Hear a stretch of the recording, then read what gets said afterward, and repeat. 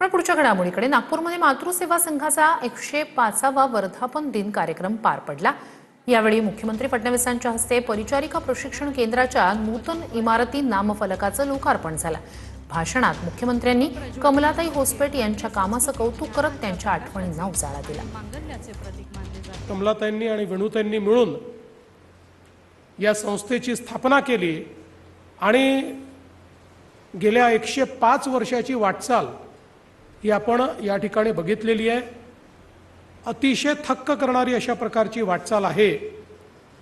खरं म्हणजे पहिल्या वर्षी 27 प्रसूती मातृसेवा संघाच्या माध्यमातून त्यावेळी झाल्या।